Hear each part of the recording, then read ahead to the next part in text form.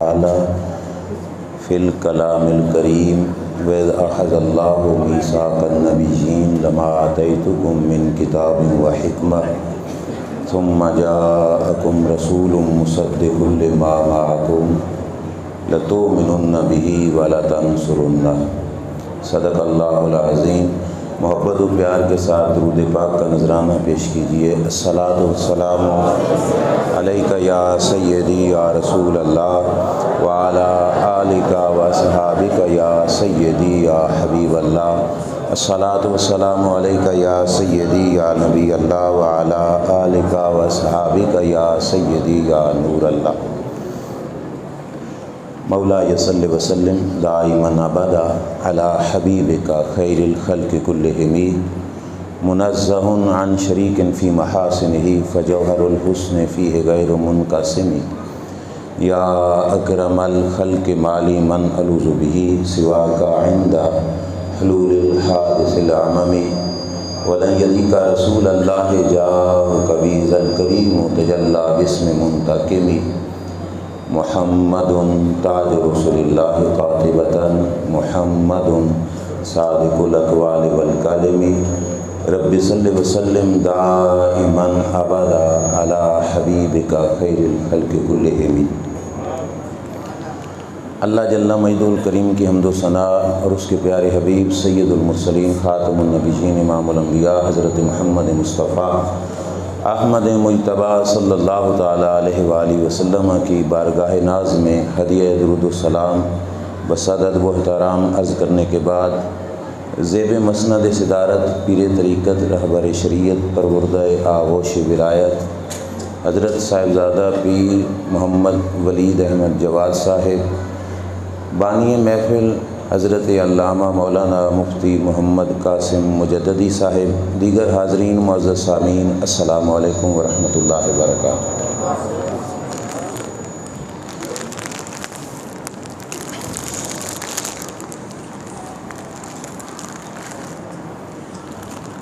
جس محفل پاک میں آپ کو اور مجھے حاضری کی سعادت نصیب ہو رہی ہے 12 روزہ محافل میں سے آج 8واں پروگرام ہے۔ پچھلے سال بھی حاضر ہوا تو جو عنوان تھا گفتگو کا وہ عقیدہ ختم نبوت ہی تھا۔ چند چیزیں میں نے آپ حضرات کے سامنے عرض کیں۔ اس دفعہ بھی عقیدہ ختم نبوت کی اہمیت اس عنوان پر میں چند باتیں آپ حضرات کے سامنے عرض کروں گا۔ آپ کے ماحول میں گفتگو کرنا ہمارے لیے ایک حاضری کے ساتھ ساتھ فائدہ مند حاضری اس لیے بھی ہے کہ یہ حضرت کی کاوش کا نتیجہ ہے کہ وہ لوگ جمع کر کے بٹھاتے ہیں کہ جن کا مقصد علم کی خیرات ہی لینا ہوتا ہے۔ فقط کانوں کا چسکا پورا کرنا یہ معاشرے میں اور زیادہ ادھر ادھر بہت پھیلا ہوا ہے، لیکن یہاں پہ پچھلے سال بھی یہی ماحول تھا اور اب کی باری بھی جو پروگرامز ہیں ان کے موضوعات وہ بھی میں نے دیکھے تو الحمدللہ خوشی ہوئی کہ جو علم دوست لوگ ہیں وہ اب بھی موجود ہیں اور جو علم کی خیرات ہی لوگوں میں بانٹنا چاہتے ہیں۔ دعا کرو اللہ تعالیٰ جل شانہ اس کوشش کو کامیاب فرمائے، اس مسجد کو بھی اللہ کریم آباد فرمائے اور اللہ کریم ہماری حاضری کو اپنی بارگاہ میں قبول فرمائے۔ توجہ کیجیے عقیدہ ختم نبوت کی اہمیت۔ میں بالکل بات کو آغاز سے ہی لے رہا ہوں۔ ختم نبوت کے عقیدے کی اہمیت اتنی ہے کہ اپنے پیارے محبوب صلی اللہ علیہ وسلم کے اس منصب کو مختلف اندازوں میں بیان کرنے کے لیے اور مختلف اندازوں میں اللہ کے پیارے محبوب صلی اللہ علیہ وسلم نے کہ وہ خاتم النبیین ثابت کرنے کے لیے اور خاتم النبیین کے اظہار کی خاطر اللہ کریم جل شانہ نے بھی 3 جلسوں کا اہتمام کروایا۔ بات سمجھ آئی آپ؟ اہمیت کے لیے اس سے بڑھ کر جملہ میرے پاس کوئی نہیں۔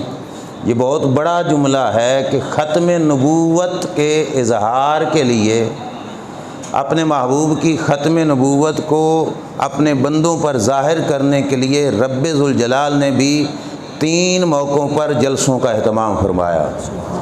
ایک وہ موقع تھا کہ جس موقع پر ابھی تک عالم اجسام کا آغاز نہیں ہوا تھا، عالم ارواح کے اندر رب ذوالجلال جل وعلا شانہ نے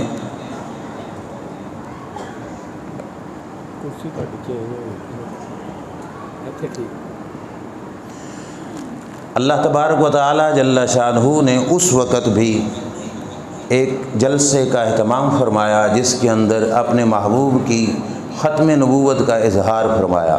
ایک بات ذہن نشین فرما لینا، فقط سرکار کی ذات اقدس کے بارے میں یہ کہہ دینا کہ ہم خاتم النبیین مانتے ہیں، اس لفظ پہ کبھی بھول نہ جانا، یہ لفظ قادیانی بھی بول دیتے ہیں۔ آپ کسی کے ساتھ بات کر کے دیکھو، مرزائی طبقہ قادیانی، وہ کہہ دیں گے آسانی کے ساتھ ہم حضور کو خاتم النبیین مانتے ہیں، ہم سرکار کو خاتم النبیین مانتے ہیں۔ اتنے سے لفظ پر ڈگمگا نہیں جانا، خاتم النبیین کے معنی کو سمجھنا بھی لازمی اور ضروری ہے۔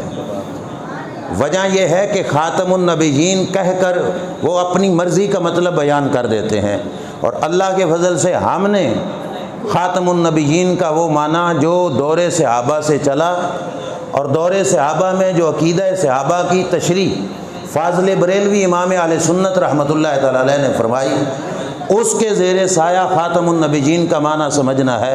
فتاوی رضویہ شریف میں اعلیٰ حضرت علیہ الرحمہ نے جو کتابیں ختم نبوت پہ تحریر کی، ان میں سے ایک کتاب کے اندر اعلیٰ حضرت علیہ الرحمہ نے خاتم النبیین کا معنی کچھ اس انداز میں جو مجھے آسان لگا آپ کو سمجھانے کے لیے وہ یہ کیا کہ جب سے نبوت حضور کو ملی کسی اور کو نبوت مل سکتی، کسی اور کو نبوت مل سکتی نہیں۔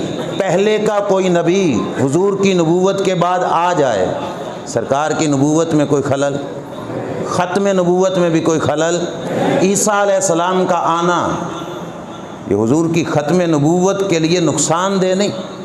سرکار خاتم النبیین ہے تو اس کا مطلب ہے جب سے سرکار کو نبوت ملی، اس کے بعد تو عیسیٰ علیہ السلام کو نہیں ملی، وہ پہلے کے تھے بعد میں آ گئے، لیکن آنے کے بعد بھی انداز کیا ہوگا؟ نبی کریم علیہ الصلوۃ والسلام نے ارشاد فرمایا تھا کیف بکم اذا نزل فیکم عیسی ابن مریم و امامکم منکم، فرمایا میری امت تمہاری شان کیا ہوگی جب عیسیٰ ابن مریم تمہارے اندر نازل ہوں گے، دمشق کی مسجد ہوگی، مسجد کا دایاں مینار ہوگا، فجر کی نماز کا ٹائم ہوگا، اقامت کہہ دی گئی ہوگی، اور عیسیٰ علیہ السلام زمین پہ اتریں گے، فرمایا و امامکم منکم، تمہارا امام تم ہی میں سے ہوگا۔ یہ ختم نبوت کا عقیدہ رکھنے والی امت اور خاتم النبیین پیغمبر صلی اللہ علیہ وسلم کی تابعدار امت کا اعزاز ہے کہ عیسیٰ علیہ السلام حیات ہیں، آئیں گے، لیکن آنے کے بعد تبلیغ اپنے دین کی، اپنے مذہب کی اور انجیل کی نہیں کریں گے، غلامی مصطفیٰ کا پرچار کریں گے۔ سنیے، اللہ کریم نے 3 جلسوں کا اہتمام فرمایا جس وقت ختم نبوت کے اظہار کے لیے۔ ایک جلسہ اس وقت ہوا جس وقت عالم اجسام نہیں تھا، ابھی عالم ارواح تھا۔ قرآن مجید نے اس نقشے کو جلسے کو بیان کیا۔ توجہ میرے ساتھ ساتھ رکھنا، امید ہے میں آپ کو یہ بات سمجھا لوں گا۔ اللہ نے ارواح انبیاء کو جمع کیا، جمع کر کے اللہ نے ان سے لیا ایک عہد، قرآن مجید کے اندر اس عہد کو بیان کیا گیا۔ کیا اللہ کریم نے انبیاء اکرام علیہ السلام سے عہد لیا، فرمایا لما آتیتکم من کتاب و حکمہ، میں تمہیں کتاب بھی دوں گا، حکمت، نبوت اور رسالت سے بھی سرفراز فرماؤں گا۔ میرے ساتھ کرو ایک وعدہ کہ تمہاری نبوت کے چرچے ہر طرف ہو رہے ہوں، لوگ تمہارے حلقہ غلامی میں داخل ہو رہے ہوں اور تمہارے نعرے لگ رہے ہوں، عین اس وقت میرے محبوب صلی اللہ علیہ وسلم، حضرت محمد مصطفیٰ صلی اللہ علیہ وسلم تمہارے درمیان آئیں۔ ثم جاءکم رسول مصدق لما معکم، تمہارے دین، تمہاری کتابوں کی بھی تصدیق کریں۔ لَتُؤْمِنُنَّ بِهِ وَلَتَنْصُرُنَّهُ، فرمایا وعدہ کرو کہ تم سب نے مل کر حضور پہ ایمان بھی لانا ہے، سرکار کی غلامی بھی اختیار کرنی ہے۔ اب اس جلسے کو اور رنگوں میں بھی بیان کیا جاتا ہے، میں جس رنگ میں عرض کرنا چاہتا ہوں وہ یہ ہے کہ رسول کریم صلی اللہ علیہ وسلم کی دنیا پہ جلوہ گری تو سب سے آخر میں ہونی تھی۔ اور سب سے پہلے ارواح انبیاء کو جمع کر کے رب جلسہ کر کے اس میں انبیاء سے یہ وعدہ لے رہا ہے جب یہ آئیں تو تم نے ان پہ ایمان بھی لانا ہے، ان کی غلامی بھی اختیار کرنی ہے۔ میں آپ سے پوچھتا ہوں ایک مسئلہ آپ بھی بتائیں، کیا اللہ کو پتہ نہیں تھا کہ میں نے اپنے نبی کو کب بھیجنا ہے؟ بولیے، یہ پتہ تھا کہ نہیں کہ آدم علیہ السلام کا وصال ہو جائے گا، نوح علیہ السلام پردہ فرما جائیں گے، ابراہیم علیہ السلام دنیا سے رخصت ہو جائیں گے، 1.25 لاکھ کم و بیش انبیاء کرام علیہ السلام دنیا سے چلے جائیں گے، ان کے بعد میرے محبوب نے دنیا پہ جلوہ گر ہونا ہے؟ تو پھر یہ وعدہ لینے کا مطلب ہی کیا کہ ثم جاءکم رسول، کہ تمہارے درمیان میرے رسول آئیں تو تم نے ان پہ ایمان بھی لانا ہے، ان کی مدد بھی کرنی ہے۔ جب پتہ ہے کہ چلے انہوں نے پہلے جانا ہے تو وہاں پہ اس وعدہ لینے کی ضرورت ہی کیا تھی؟ وجہ یہ تھی کہ اللہ کریم نے وعدہ لیا، پھر ان کی ڈیوٹی لگا دی۔ ہر نبی اپنے دور نبوت اور رسالت کے اندر اعلان کرتا رہا، لوگوں ہمارے بعد ایک آئے گا، ہمارے بعد ایک آئے گا جو بڑا ذیشان ہوگا، بڑا قدوس ہوگا۔ کہنے لگے اگر ہم نے ان کا زمانہ پایا ہم بھی ان کا کلمہ پڑھیں گے، اگر ہمارے جانے کے بعد تمہاری زندگیوں میں وہ آ گئے تو تمہاری ذمہ داری ہے کہ ان کے آنے کے بعد تم نے ہمارا کلمہ نہیں اس محبوب کا کلمہ پڑھنا ہوگا۔ غالباً یہ جملہ میں نے پچھلی دفعہ بھی کہا تھا، جس نبی کی نبوت کے دور میں ہم موسیٰ و عیسیٰ کا کلمہ نہیں پڑھتے، ہم کسی قادیانی کو کیسے نبی مانیں گے؟ جاگ رہے ہیں نا؟ اب دین عیسیٰ پہ عمل کر سکتے ہیں، تورات چل سکتی ہے، زبور چل سکتی ہے، تو قادیانی کی افواہات کیسے چل سکتی ہیں؟ اس کی نبوت کو ہم کیسے مان سکتے ہیں کہ وہ اپنا کلمہ پڑھائے سرکار کے زمانہ اقدس میں؟ اللہ نے نبیوں سے وعدہ لیا تمہارے دور نبوت میں میرے محبوب جلوہ گر ہوں گے تو تم نے ان پہ ایمان لانا ہے، ان کی مدد کرنی ہے۔ اگرچہ آنا حضور نے بعد میں تھا، صرف رب اظہار کرا رہا تھا تاکہ قیامت تک کے لیے میرا یہ قانون اور میرا یہ فیصلہ ہر جگہ تک پہنچ جائے کہ میں نے اپنے پیغام کے لیے جو نبوت سے سرفراز فرمایا اور خاتم النبیین جن کو بنایا ہے اور جن کے بعد کسی کو نہیں بھیجنا، وہ حضرت محمد مصطفیٰ صلی اللہ علیہ وسلم۔ اب توجہ میری طرف، اللہ نے وعدہ لے لیا، وعدہ لینے کے بعد کیا فرمایا؟ قال اقررتم، کیا اس بات کا اقرار کرتے ہو؟ کیا اس بات کا مطلب یہ ہے کہ جو وعدہ لیا ہے کیا اس کو پورا کرو گے؟ کہ حضرت صاحب تشریف فرما ہے، علماء کا بھی مجمع ہے، میں آپ سے ایک بات پوچھتا ہوں، اللہ نے ہمیں نماز کا حکم دیا؟ بولیے، نماز کا حکم دینے کے بعد پھر پوچھا بھی ہے کہ پڑھو گے کہ نہیں پڑھو گے؟ ہم سے پوچھا؟ روزے کا حکم دیا کہ روزہ رکھو، پھر پوچھا کہ رکھو گے کہ نہیں رکھو گے؟ ایک تو قیامت میں وہ تو رزلٹ ہوگا نا کہ کس نے رکھا نہیں رکھا اس کے بارے میں، لیکن ایک تو یہ ہے کہ حکم دینے کے بعد پھر پوچھے کہ کرو گے کہ نہیں کرو گے۔ ہم سے پوچھا، حج کا آرڈر آیا، پوچھا کرو گے کہ نہیں کرو گے؟ زکوٰۃ کا حکم دے دیا، پوچھا کہ ادا کرو گے کہ نہیں کرو گے؟ عجیب بات ہے، ہمیں آرڈر دے کے تو نہیں پوچھا، نبیوں کو آرڈر دیا کہ ایمان لانا ہے، مدد کرنی ہے، اور پھر پوچھ بھی لیا۔ اقرار تم، کیا تم اس بات کا اقرار کرتے ہو؟ بات سمجھ آئی کہ نہیں؟ کیا وجہ ہے؟ ہم پہ زیادہ اعتبار ہے اللہ کو اور ادھر نہیں اعتبار؟ قطعاً یہ نہیں سوچنا، سمجھ آ رہی ہے نا؟ ہم زیادہ معتبر بن جائیں اور ادھر اعتبار نہ ہو، یہ نہیں۔ اللہ نے پوچھا یہ بات، پھر آرڈر دے کر ایمان لانا ہے، مدد کرنی ہے، پھر کہا کرو گے کہ نہیں؟ اقرار تم، کیا اس بات کے اقرار کرتے ہو کہ نہیں؟ وجہ کیا ہے؟ آپ کی مسجد میں بیٹھ کے میں پوری ذمہ داری سے عرض کر رہا ہوں، وجہ یہ ہے نماز اپنی جگہ پہ بڑی اہم ہے، روزے کی اہمیت بہت زیادہ ہے، حج و زکوٰۃ بہت زیادہ اہم ہے، لیکن نگاہ باری تعالیٰ میں، اللہ کی نگاہ قدرت کے اندر جو مقام مصطفیٰ صلی اللہ علیہ وسلم کی عظمتوں کا اعتراف کرنا ہے، وہ نماز، روزہ، حج و زکوٰۃ سے بالا تر عبادت ہے۔ میں ثابت کرتا ہوں بھائی، صرف فقط دعویٰ نہیں، اللہ کی نگاہ میں نماز، روزہ، حج، زکوٰۃ سے افضل پیارے مصطفیٰ کی اتباع ہے۔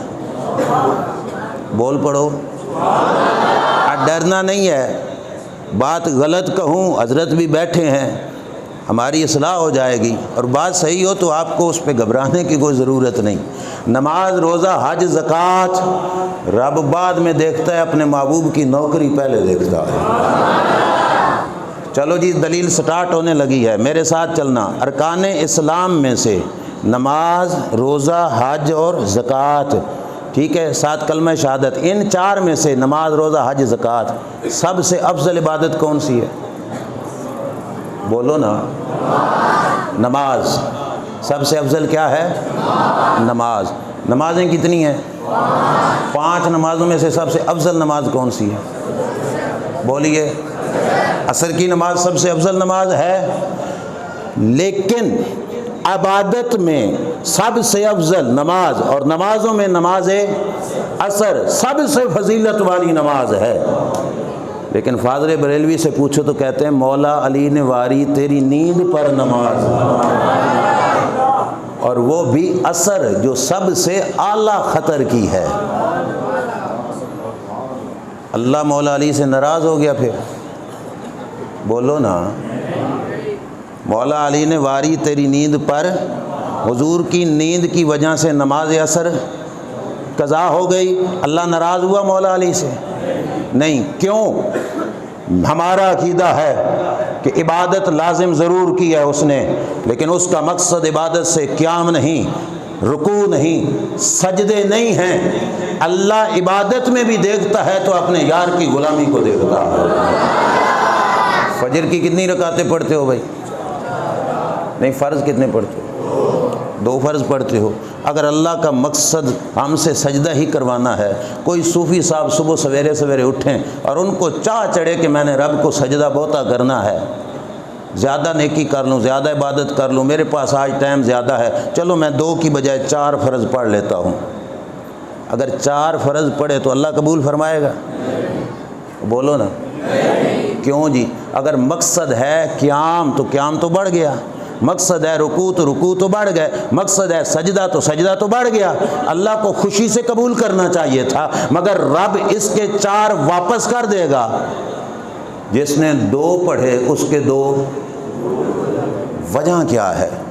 وجہ یہ ہے کہ رب سجدے نہیں دیکھتا کس نے بہتے کیے ہیں، رب دیکھتا ہے میرے نبی کی تابعداری میں عبادت کس نے کی ہے۔ رب 4 واپس اسی خاطر کرے گا، بھئی تو کون ہوتا ہے 4 فرض پڑھنے والا، میرے نبی 2 پڑھ کے گئے۔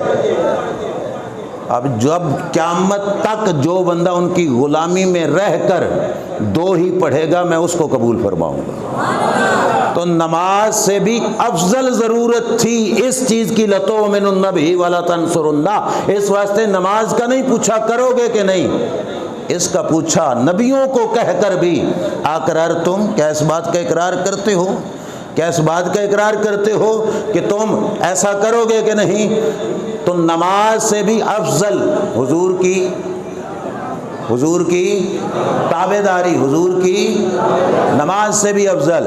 اب اس کے بعد چلو، نماز ہو، روزہ ہو، حج و زکوٰۃ ہو، تمام فرائض سے اونچا ایک فرض ہے، تمام فرضوں سے اونچا ایک فرض ہے۔ وہ کیا ہے؟ وہ مسئلہ کی صورت بھی سنتے جاؤ، آپ پہ سمجھ بھی آ جائے گا۔ آپ نماز پڑھ رہے ہو، نماز کے اندر ہو، آپ نے دیکھا کہ آپ کے سامنے سے ایک سانپ نکل کے آپ کی طرف آ رہا ہے، آپ کو خطرہ ہے یہ مجھے ڈس لے گا، ڈس لیا تو میں مر جاؤں گا۔ مفتی صاحب سے پوچھو کہ آیا میں نماز پوری کروں یا نماز کو توڑ دوں، تو کیا فتویٰ ہوگا؟ بول پڑو۔ نماز کو توڑ دو۔ کیوں میاں؟ اب کیا جواب ہوگا؟ شاباش، جان بچانا فرض ہے، جان بچانا تو فرض تو نماز بھی تھی، نماز توڑ دو پر جان بچاؤ۔ کیوں؟ جان بچانا نماز سے بھی بڑا فرض ہے۔ آپ نے روزہ رکھا، جون جولائی کا روزہ تھا، سخت گرمی کا موسم تھا، اور جان لبوں پہ آ گئی، پیاس کی شدت کی وجہ سے موت آنکھوں کے سامنے دکھائی دینے لگی۔ آپ دوڑے مولانا سے فتویٰ لینے کے لیے، پیر صاحب کے پاس گئے کہ ہمیں مسئلہ یہ بتا دو۔ آپ نے پوچھا کہ حضور بندہ مر رہا ہے اور روزہ رکھا ہوا ہے، تو کیا روزہ توڑ دے تو فتویٰ کیا ہوگا؟ بولیے۔ توڑ دے۔ کیوں جی؟ جان بچانا فرض ہے، نماز سے بھی روزے سے بھی کام آگے چلا گیا۔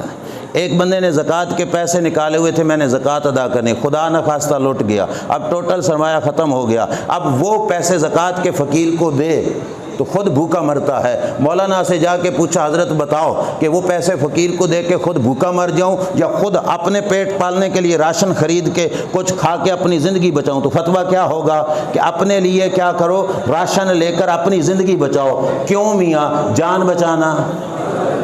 آپ نے یہ بھی پڑھا ہوگا، سنا ہوگا، جب حاجی حج کے لیے جاتا ہے تو راستے کا پرامن ہونا یہ بھی شرط ہے حج کے فرض ہونے کے لیے۔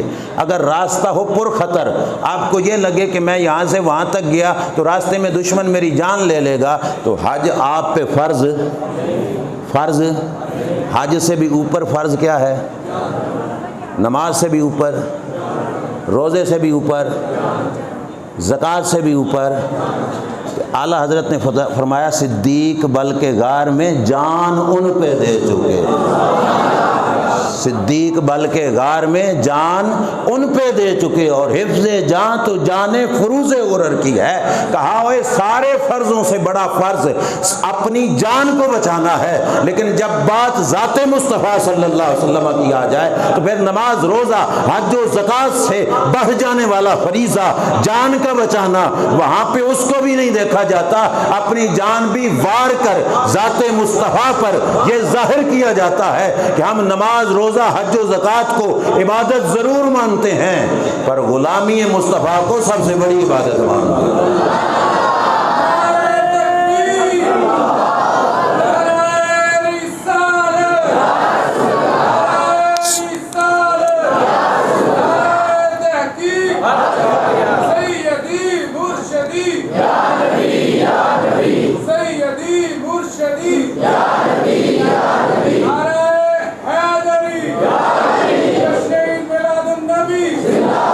اس واسطے رب نے فرمایا اقررتم، کیا تم اقرار کرتے ہو کہ یہ ذمہ داری لوگے کہ میرے نبی پر ایمان لاؤ گے اور ان کی غلامی کرو گے؟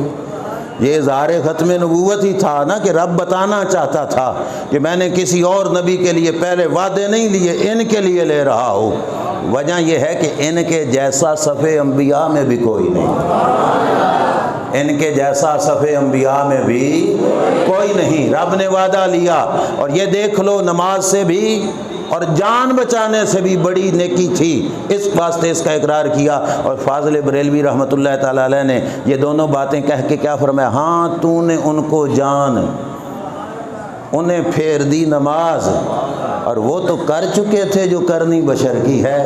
یہ تو آقا آپ کی لجپالی کہ علی کی نماز قضا نہیں ہونے دی، صدیق کی جان جانے نہیں دی، صدیق کی جان بھی بچا لی، علی کی نماز بھی بچا لی، پر وہ تو کر چکے تھے، جو کرنی بشر کی ہے۔ اور نتیجہ نکالا اعلیٰ حضرت امام اہل سنت نے، فرمایا ثابت ہوا کہ جملہ فرائض فروع ہیں، اصل الاصول بندگی استاد ورگی ہے۔ جو بات میں نے کہی اپنی طرف سے گاڑ کے نہیں، اپنے اماموں کا عقیدہ پڑھ کے، فرمایا ثابت ہوا کہ جملہ فرائض فروع ہیں، اصل الاصول بندگی استاد ور کی ہے۔ تو رب نے اقرار کروایا اقررتم، کیا تم اقرار کرتے ہو؟ اور آگے فرمایا وَأَخَذْتُمْ عَلَىٰ ذَلِكُمْ إِصْرِي، اس بوجھ کو برداشت کرو گے؟ اب یہ بوجھ کیا تھا؟ غلامی مصطفیٰ کوئی بوجھ ہے؟ صرف بظاہر بوجھ اس واسطے کہ اپنی نبوت کے نعرے لگ رہے ہوں، لوگ حلقہ غلامی میں داخل ہو رہے ہوں، اور جو ہے کلمہ پڑھنے والے عقیدت و محبتوں والے اظہار عقیدت و محبت کر رہے ہوں، عین اس وقت ایک ہستی کے آ جانے پر اپنی مسند چھوڑنی پڑے اور اٹھ کر وہاں سے نیچے تابع داروں میں بیٹھنا پڑے، تو بظاہر ایک بوجھ سا محسوس ہوتا ہے۔ ایک حضرت تکیہ لگا کے بیٹھے ہوں، چارپائی پہ پیر صاحب بیٹھے ہوں، ان کے مرید و مقتدی نیچے زمین پہ بیٹھے ہوں، اب پیروں کے پیر آ جائیں، مسند چھوڑ کے ان کو نیچے مریدوں میں بیٹھنا پڑے، تو بظاہر بوجھ سا محسوس ہوتا ہے۔ تو رب نے فرمایا یہ ہے بوجھ، کیا اس کو برداشت کرو گے؟ اب جواب کیا تھا؟ قالوا اقررنا، مولا ہم نے کر لیا اقرار۔ قال فاشہدوا، فرمایا بن جاؤ گواہ اس پہ، وَأَنَا مَعَكُم مِّنَ الشَّاهِدِينَ، فرمایا میں بھی تمہارے ساتھ اس بات پر گواہ ہوں۔ یہ تھا بھائی پہلا جلسہ جو اللہ کریم جل شانہ نے اظہار کرایا کہ اے انبیاء کی جماعت، صف انبیاء میں بھی میرے نبی جیسا کوئی نبی، خاتم النبیین جو بنایا، کسی اور کے سر پہ ختم نبوت کا تاج نہیں سجایا، ختم نبوت کا تاج فقط امام الانبیاء کے سر پہ سجایا۔ اب وعدہ ہو چکا تھا، وعدہ پورا بھی تو کرانا تھا، اور وہ دنیا سے رخصت پہلے ہو گئے تھے۔ اب اللہ نے ایک دوسرے جلسے کا اہتمام فرمایا، اور دوسرا جلسہ کب ہوا؟ جب ہو تو معراج رہا تھا، اور مسجد اقصیٰ میں رب نے اپنے محبوب کو روکا، تھوڑا سٹے یہاں پہ ہو جائے، اور مسجد اقصیٰ میں روک کر اللہ نے دوسرا جلسہ کروایا کہ جو وعدہ لیا تھا نا وہاں پہ، وہ وعدہ آج یہاں پہ پورا ہو جائے۔ تو جو ہے اب کی کہاں پہ دوسرا جلسہ ہوا؟ مسجد اقصیٰ میں۔ رب نے فرمایا سونے چل تو مسجد حرام سے مسجد اقصیٰ پہنچ، اور 1.25 لاکھ کم و بیش انبیاء کرام علیہ السلام کو کہا چھوڑو اپنی مزارات، تم بھی سارے مسجد اقصیٰ میں پہنچو۔ اب مسجد اقصیٰ میں انبیاء بھی جمع ہیں، نبی کریم علیہ السلام بھی وہاں پہ پہنچے۔ دو کام ہوئے، آپ عام طور پہ سنتے رہتے ہو، ایک ہوئی نماز، ایک ہوئی ایک اور کام بھی ہویا سی، وہ ہوا تھا وہاں پہ جلسہ، اور صرف جلسہ نہیں باقاعدہ کانفرنس ہوئی تھی، 5 نبیوں نے تقریر کی، اور چھٹا خطاب مدینے کے تاجدار نے فرمایا۔ امامت کے حوالے سے بھی میں عرض کرتا چلوں، مصلی امامت پہ سرکار اپنی مرضی سے داخل ہوئے، جبریل نے ہاتھ سے پکڑ کر رب کے حکم سے مصلی امامت پہ حضور کو کھڑا کیا کہ آج وعدہ پورا ہو جائے نا، لَتُؤْمِنُنَّ بِهِ وَلَتَنْصُرُنَّهُ، کہ امام اور مقتدی کا مذہب ایک ہی ہوتا ہے، آپ امام بن جائیں، 1.25 لاکھ مقتدی بن جائیں، تاکہ زمانے کو پتہ چل جائے جو وعدہ عالم ارواح میں کیا تھا، عالم اجسام میں مسجد اقصیٰ میں نبیوں نے نبھایا بھی ہے۔ فاضل بریلوی نے کہا ہوئے سوچو کیا کہ معراج پہ جاتے ہوئے یہ نماز پڑھنے کی ضرورت ہی کیا تھی، اور مسجد اقصیٰ میں سٹے کرنے کی کیا ضرورت تھی؟ تو کہا نماز اقصیٰ میں تھا یہی سر کہ ایاں ہو معنی اول آخر، کہ دست بستہ ہیں پیچھے حاضر جو سلطنت پہلے کر گئے تھے، کہ زمانے کو پتہ چلے کہ صرف پہلے آنا اس میں کمال نہیں، امام الانبیاء آئے آخر پہ ہیں، رتبہ سب سے بلند پا کے گئے۔ اس واسطے نماز مصلی امامت حضور اکرم صلی اللہ علیہ وسلم کے سپرد کیا گیا۔ ایک اور بات عرض کر کے میں جلسے کی طرف بھی آتا ہوں، جو مسجد اقصیٰ میں جلسہ ہوا، آپ مجھے یہ بتاؤ کہ امامت ہی کروانی تھی، اور اپنے محبوب کی امامت کرا کے انبیاء کو مقتدی بنا کے رب نے اس وعدے کو پورا کرانا تھا تو مسجد حرام میں ہی کرا لیتا۔ سمجھ آ رہی ہے کہ نہیں؟ اچھا چلو یہ دسو، مسجد اقصیٰ میں نماز کا ثواب زیادہ ہے یا مسجد حرام میں؟ بولو نا، مسجد حرام میں۔ تو پھر اللہ نے سفر بھی کرایا تو خواہ مخواہ مسجد اقصیٰ کیوں لے گیا؟ یار لیٹے ہی یہاں پہ تھے حتیم میں یا ام ہانی کے گھر میں، تو رب فرماتا اٹھ محبوبہ تے جا مسجد حرام کے مصلی پہ کھڑے ہو جاؤ، اور میں نبیوں کو بھیج دیتا ہوں، جو اقصیٰ میں بھیج سکتا ہے وہ ہر مسجد حرام میں نہیں بھیج سکتا تھا۔ وجہ کیا ہے؟ توجہ کیجئے میرے استاد محترم حضور اشرف العلماء شیخ الحدیث و تفسیر علامہ محمد اشرف سیالوی رحمۃ اللہ تعالی علیہ یہاں پہ فرمایا کرتے تھے بھائی وجہ یہ ہے کہ مسجد حرام میں ہو جاتی امامت، پھر وہ راز ظاہر نہ ہوتا جو فاضل بریلوی نے کہا تھا۔ وہ کیسے؟ توجہ کیجئے، شریعت کا مسئلہ ہے کہ مسجد کا محلے کا جو امام ہوتا ہے مصلی کا سب سے زیادہ حقدار، سمجھ آ رہی ہے؟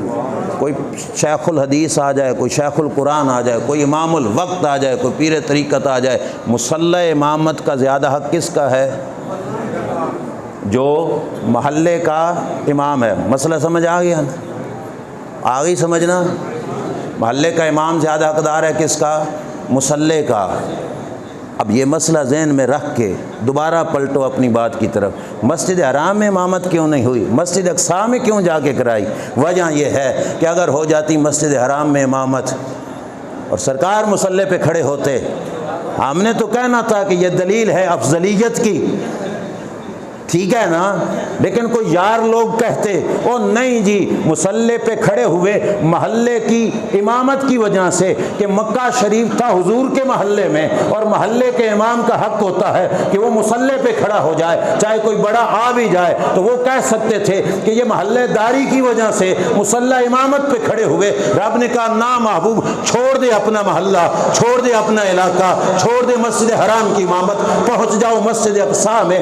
مسجد اقصیٰ محلہ دوسرے انبیاء کا ہوگا، محلہ دوسرے انبیاء کا، امامت کا مصلی بھی دوسرے انبیاء کا، جگہ دوسرے انبیاء کی، حق بھی دوسرے انبیاء کا بنتا ہوگا، لیکن اس کے باوجود مصلی امامت میرے یار تیرے سپرد کراؤں گا تاکہ زمانے کو پتہ چلے امامت کے مصلی پہ محلے داری کی وجہ سے نہیں، اپنی سرداری کی وجہ سے کھڑے ہو رہے ہیں۔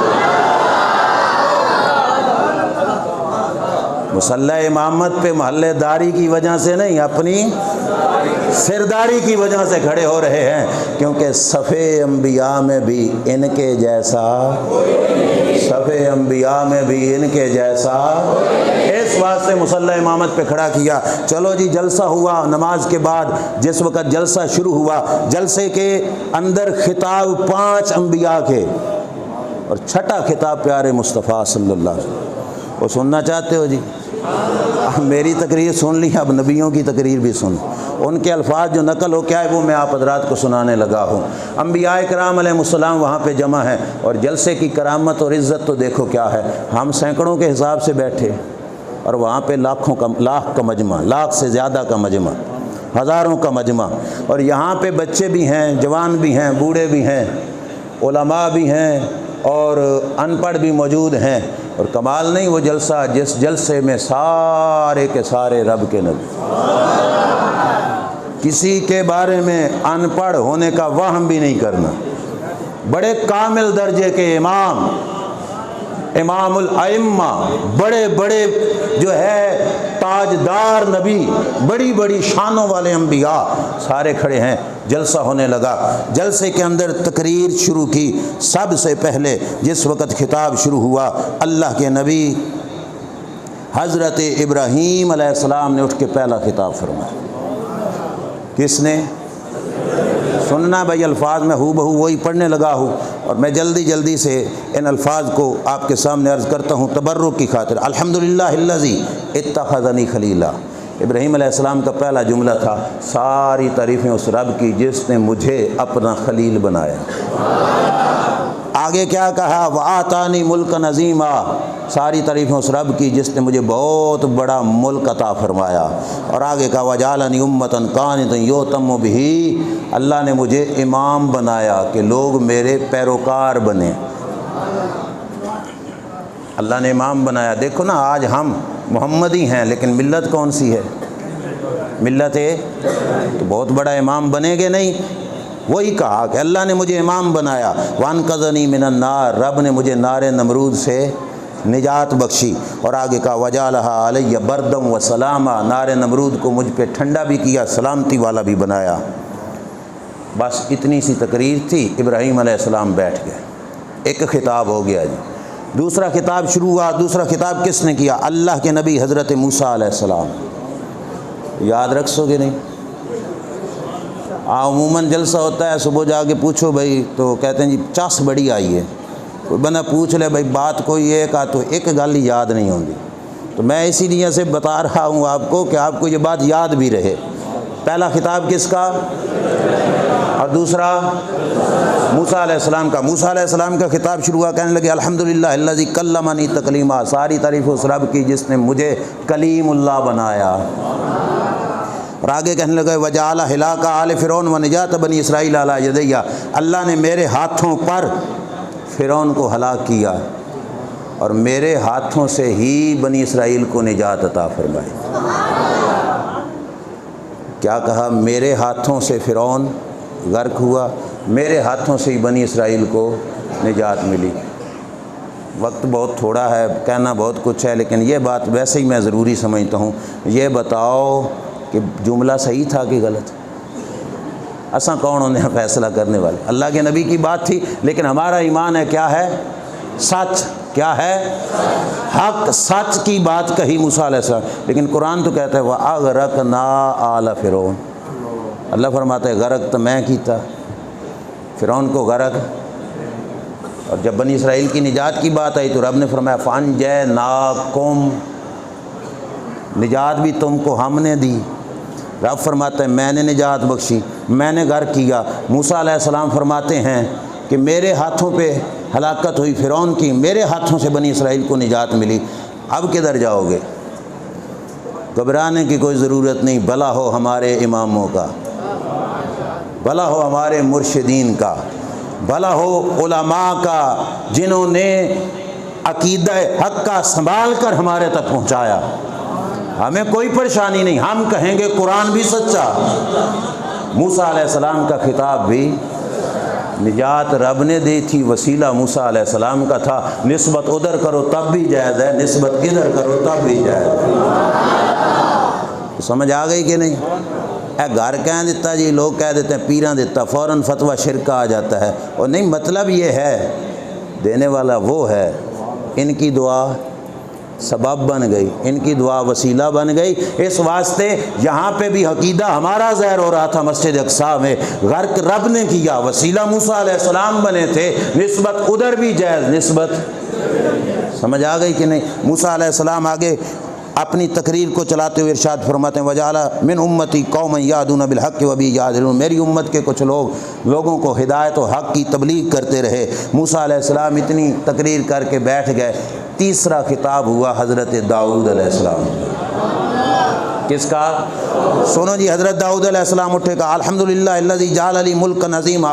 ساری تعریفیں اس رب کی جس نے مجھے بہت بڑی سلطنت عطا فرمائی، اور وعلمنی الزبور، مجھے زبور کا علم عطا فرمایا. وعلان لی الحدید، میرے ہاتھ میں لوہے کو موم کیا، میرے ہاتھ میں لوہے کو موم کیا. وسخر لی الجبال، اور پہاڑوں کو میرا پابند کیا. یسبحنا، میرے ساتھ وہ رب کی تسبیح پڑھتے تھے. میں اللہ اللہ کرتا تو پہاڑ بھی میرے ساتھ اللہ اللہ کرتے، پرندے میرے ساتھ مسخر کیے، وہ بھی میرے ساتھ تسبیحیں پڑھتے تھے. وَآتَانِ الْحِکْمَةَ وَفَصْلَ الْخِطَابِ، مجھے حکمت اور فصل خطاب عطا فرمائی. ایک بات چلتے چلتے ذرا بتا دو، یہ تعریف خدا ہو رہی ہے یا انبیاء کی شان بیان ہو رہی ہے؟ پہلا جملہ تو الحمدللہ ہے، ثنائے خدا سے بات شروع ہوئی. آگے شانیں ساری انبیاء کی آ رہی ہیں، اپنی اپنی شانیں بیان کر رہے ہیں.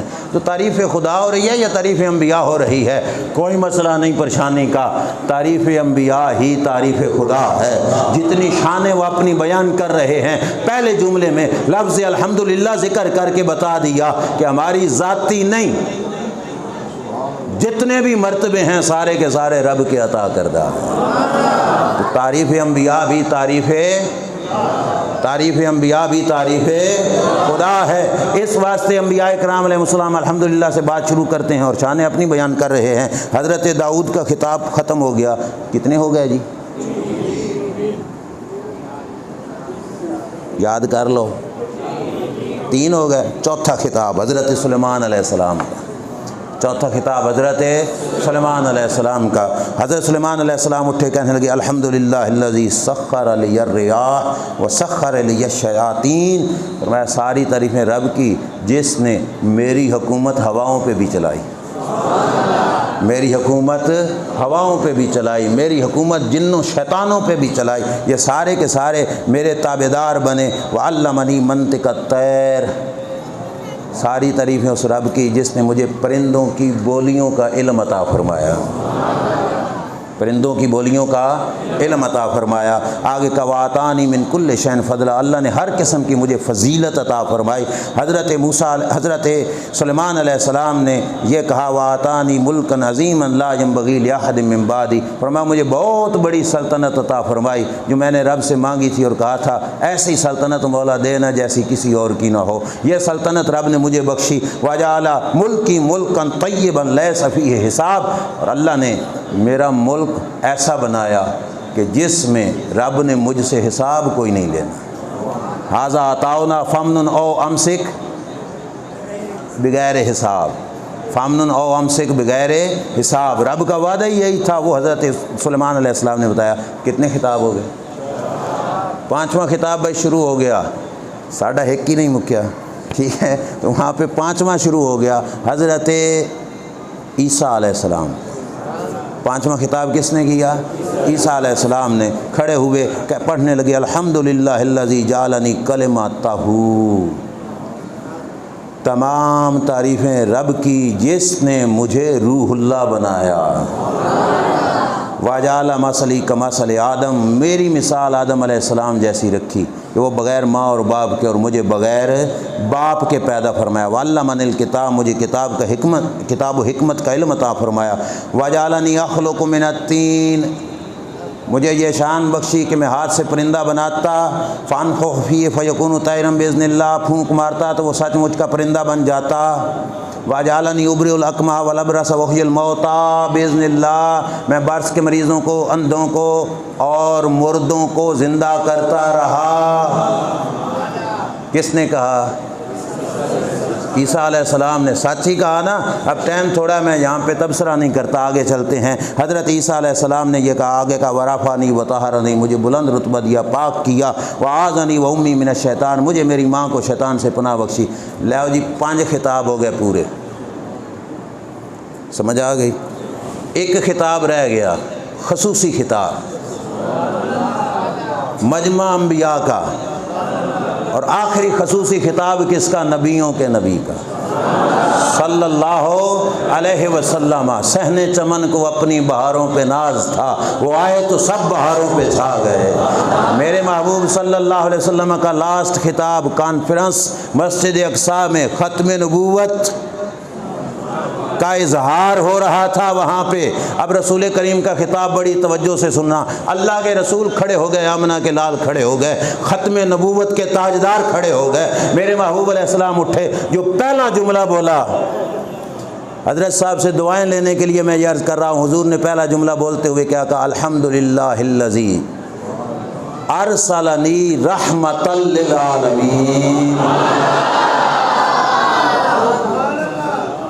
हर नबी ने अपनी अपनी शान बयान की। मेरे नबी ने पहले नंबर पे जो बयान किया वो क्या है? सारी तारीफ़ें उस रब की जिसने मुझे रहमतुल लिल आलमीन बनाया। ये कई शान से हुजूर दी। यार इस पे क्यों डर झक जाते हो? बोलो ना, सिर्फ एक ही थी। तेरे तो वस्फ़ ऐबे तनाही से हैं बरी, हैरान हूँ मेरे शाह मैं क्या क्या कहूँ तुझे, लेकिन रज़ा ने ख़त्म सुखन इस पे कर दिया, खालिक का बंदा खल्क का मौला कहूँ तुझे।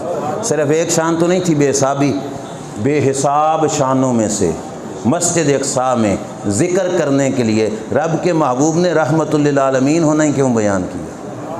सोचने की तो बात है ना। ढेर सारी शानों में से रहमतुल लिल आलमीन क्यों बयान किया? उलमा के ज़हन में हज़ारों हिकमतें होंगी। जो मुझ नाचीज़ को समझ आया वो क्या है? हर नबी ने अपनी अपनी ज़ाती शान को बयान किया। मेरे नबी अलैहिस्सलातु वस्सलाम का एक ख़ास ताल्लुक़ है अपनी उम्मत के साथ। सरकार उठे, बेशुमार शानों में से उस शान को बयान किया जो अपने महबूब करीम की शान भी है, हम गुनाहगारों का मान भी है। मान है कि नहीं सानू? ठीक है, ये उनकी करम नवाजी है। बेशुमार शानों में से ये शान बयान की कि मेरी शान बन जाएगी, मेरी उम्मत का मान बन जाएगा। अल्हम्दुलिल्लाहिल्लज़ी अरसलनी रहमतल लिल आलमीन, का सारी तारीफ़ें रब की जिसने मुझे रहमतुल लिल आलमीन बनाया। वक़ाफ़तल लिन्नासि बशीरन व नज़ीरा, मुझे कुल कायनात का रसूल बनाया, मुझे कुल कायनात का ख़त्म नबूवत है कि नहीं? कुल कायनात का रसूल बनाया। यह नहीं था कि सहाबा के ज़माने का मैं रसूल हूँ या ताबीन के ज़माने का हूँ, तबा ताबीन का नहीं, क़यामत तक का नबी और रसूल। नबी और रसूल फरमाया कि मैं हूँ। यह दरवाज़ा बंद कर के ही गया कि और कोई नहीं, ये फरमाया। और आगे कहा वह नबी अकरम सल्लल्लाहु तआला अलैहि वसल्लम ने वअनज़ला अलैयल फ़ुरक़ान, तीसरे जुमले में शान कुरान भी बयान की। फरमाया मुझे रब ने फ़ुरक़ान अता फरमाया। कुरान के ढेर सारे नामों में से फ़ुरक़ान नाम इख्तियार किया, वजह यह है, बताना चाहते थे जो रब ने मुझे किताब अता फरमाई वो हक़ को बातिल में नखेड़ा कर देने वाली किताब है। फ़ीहि बयानुन लिकुल्लि शै, हर चीज़ का बयान है। भाई मुबारक हो, चौथा जुमला आ गया। जाग के सुनना, रात का काफ़ी हिस्सा कुछ बीत चुका है, थक तो नहीं गए? بولیے اگلا جملہ سننا، اپنے بختوں پہ ناز کرنا۔ میرے نبی علیہ السلام نے مجمع انبیاء کے اندر جہاں ڈھیروں شان انبیاء نے اپنی بیان کی، اللہ کے محبوب کا کروڑوں احسان ہم پر، سرکار کے بے شمار احسانات ہم پر، میرے نبی علیہ السلام نے چوتھے جملے میں جو ارشاد فرمایا وہ فرمایا وجعل امتی خیر امت اخرجت للناس۔ فرمایا تم اپنی شانوں کے لحاظ سے بے مثال ہو، رب نے تو مجھے امت بھی بے مثال عطا فرمائی۔ اب بھی پوچھتے ہو میلاد کیوں مناتے ہیں؟ وجعل امتی خیر امت اخرجت للناس، میری امت چون امت، تمام لوگوں میں سے نکالی ہوئی چنی ہوئی امت رب نے مجھے عطا فرمائی۔ میں جب بھی یہ جملہ بیان کرتا ہوں اکثر اوقات یہ کہتا ہوں، یار جس وقت بندے کا بیٹا بھی ہونا کسی اونچے محکمے میں افسر لگ جائے تو باپ ہوئے ماڑا، اور باپ اس افیسر کے پاس پتر بھی باویں کیوں نہ ہوئے جائے تو بیٹا اس باپ کو باپ کہنے سے شرمائے گا۔ یہ ہے کہ نہیں؟ باپ کو باپ کہنے سے بھی شرمائے گا، کیوں؟ وہ کہے گا میں ایڈا وڈا تے ابا ماڑی جئی حالت چایا، میں اس کو باپ کہوں تو ہم پلہ افیسروں میں میرے لیے باعث شرم ہے۔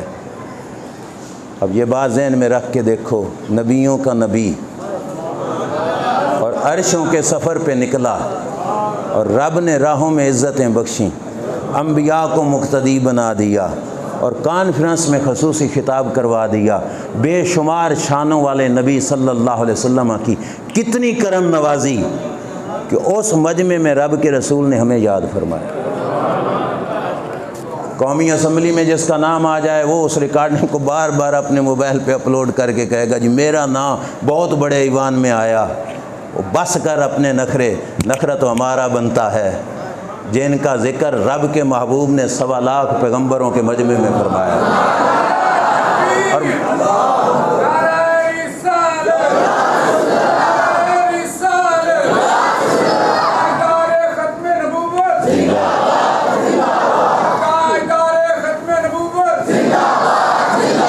اور شمس آمین توجہ کیجئے، وقت تھوڑا ہے۔ ایک جملہ امت کی شان میں صرف نہیں، قربان جاؤں اس کی کرم نوازی پر، قربان میں ان کی بخشش پر، مقصد بھی زباں پہ آیا نہیں، بن مانگے دیا اور اتنا دیا کہ دامن میں ہمارے۔ پہلا جملہ امت کی شان کا، دوسرا بھی حضور علیہ السلام نے بولا، فرمایا وَجَعَلَ أُمَّتِي أُمَّةً وَسْطًا۔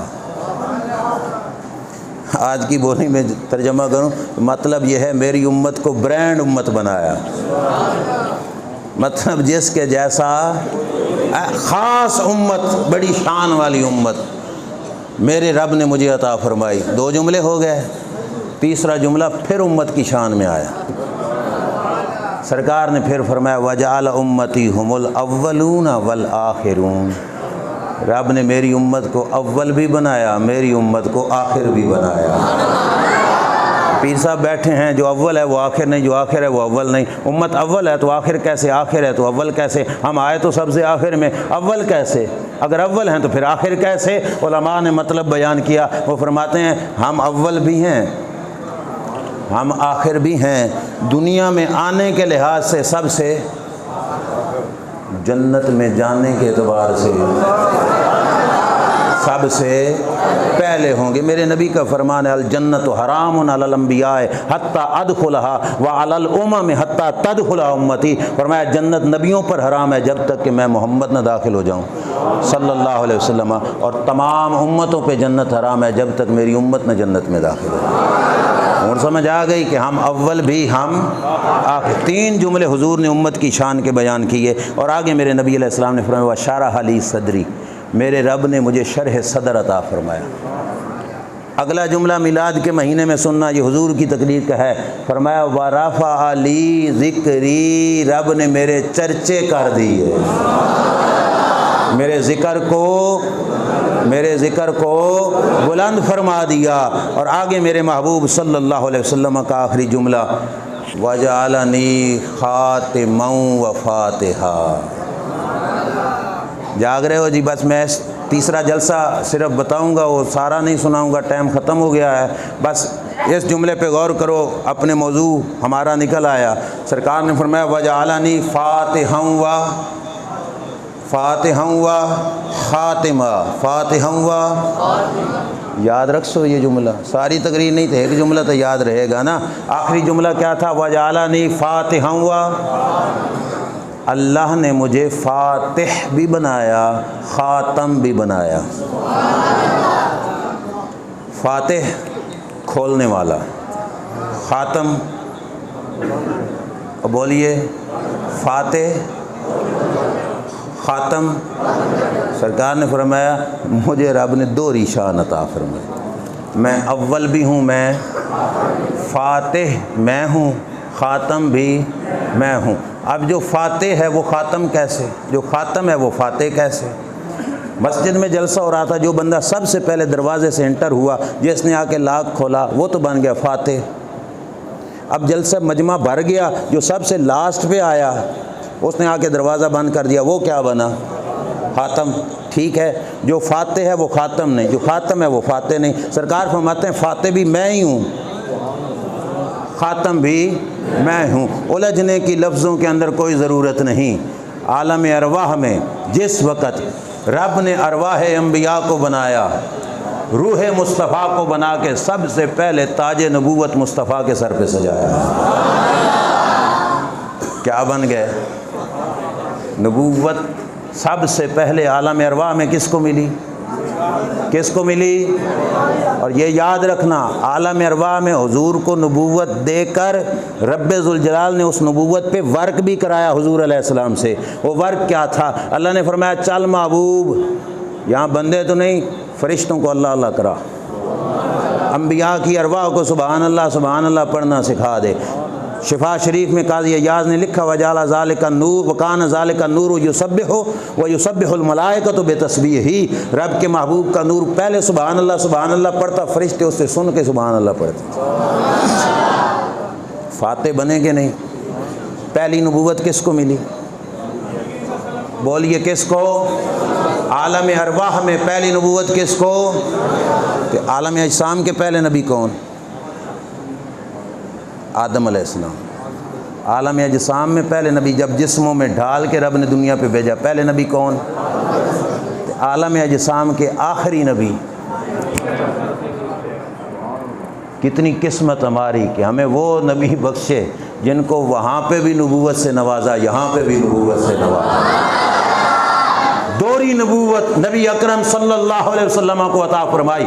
عالم ارواح میں جس وقت سلسلہ نبوت کا آغاز ہوا، رب نے محبوب کے سر پہ تاج نبوت سجا کے فرمایا سونیا نعمت تھی نبوت، اور میں اس نعمت کا آغاز اور افتتاح تیری ذات سے کر رہا ہوں، تیرے سر پہ تاج نبوت کو سجا رہا ہوں۔ جس وقت سلسلہ آیا عالم اجسام کا، 1.25 لاکھ پیغمبر حضور سے پہلے اس عالم اجسام کے اندر اپنا زمانہ نبوت گزار گئے۔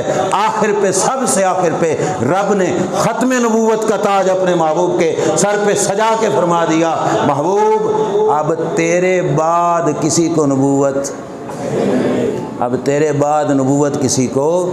اور جو جملہ اعلیٰ حضرت کا میں نے پڑھا نا، جب سے نبوت حضور کو ملی کسی اور کو، وہ عالم اجسام کی بات ہے۔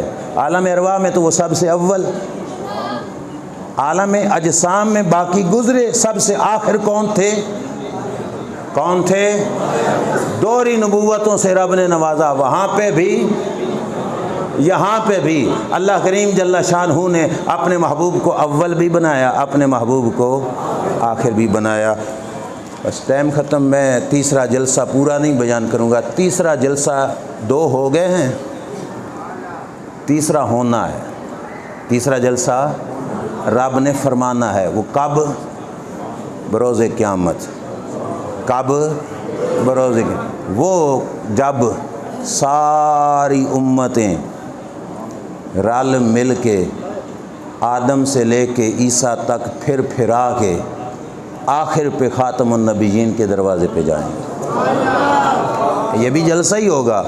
یحمد فیہ الاولون والآخرون، حدیث کے لفظ ہیں کہ جس وقت وہاں پہ یہ آنا لہا والی شان ظاہر ہوگی، اولین و آخرین میرے نبی کی ثناء خوانی کریں گے۔ اولین و آخرین میرے نبی کی ثنا خوانی کریں گے، اور سارے نبی اذهبوا الی غیری کہیں گے، اور صف انبیاء میں ایک ہی ہوں گے جو آنا لہا آنا لہا آنا لہا کی صدائیں دے کر امتیوں کو پاس بلائیں گے۔ اظہار ہوگا ختم نبوت کا وہاں پہ کہ نہیں؟ یہ بعد چی کوئی آیا سی اساں اودے بوئے تے ہی جانا سی، پھر سمجھ لو کہ بعد میں نبی آخری نبی کہ ہمارا وہاں پہ چکر کا اختتام بھی کہاں پہ ہوگا؟ دروازہ مصطفیٰ پہ۔ خلیل و نجی کلیم و مسیح سبھی سے کہیں نہ بنی، یہ بے خبری کہ خلق پھری کہاں سے کہاں، یہ بے خبری کہ خلق پھری کہاں سے کہاں تمہارے لیے۔ وہاں پہ بھی رب ظاہر فرمائے گا کہ ختم نبوت اور خاتم النبیین اور آخری نبی میرے پاک محبوب صلی اللہ علیہ وسلم۔ آج کیسے نہیں منیا ادھر اس وقت اس کو ماننا پڑے گا کہ دیکھو شان کیا ہے کہ باقی اذهبوا الی غیری کہیں اور وہ کہیں کہ آجا، اس کام کے لیے تو رب نے ذمہ داری مجھے سونپی تھی۔ اس واسطے عقیدہ ختم نبوت کی اہمیت کہ رب نے اس وصف کے اظہار کی خاطر 3 جلسوں کا اہتمام فرمایا، عالم ارواح میں، شب معراج، اور تیسرا ہوگا بروز قیامت۔ ہمیں تو کہیں بھی رسوائی انشاءاللہ نہیں ہوگی، ٹھیک ہے؟ ہم خاتم النبیین کو خاتم النبیین مانتے ہیں، اور اسی نظریے سے مانتے ہیں کہ نہ رکھی گل کے جوش حسن نے گلشن میں کوئی جا باقی، چٹکتا پھر کہاں گنچا کوئی باغ رسالت کا، کہ ان کے بعد کوئی نبی رسول، آخری دین، آخری شریعت، آخری ملت، آخری امت میرے نبی علیہ الصلوۃ والسلام، اور وہ آخری نبی ہیں صلی اللہ علیہ وسلم۔ اللہ تعالیٰ عمل کی توفیق عطا فرمائے۔ میری گفتگو پر کسی کو کوئی سوال ہو، بلا جھجک اپنی جگہ پہ کھڑے ہو کر سوال فرما سکتا ہے، کوئی جھگڑا نہیں، آرام کے ساتھ جس کو ہو سوال وہ اپنی جگہ پہ کھڑے ہو کے سوال کر سکتا ہے۔ ابھی آپ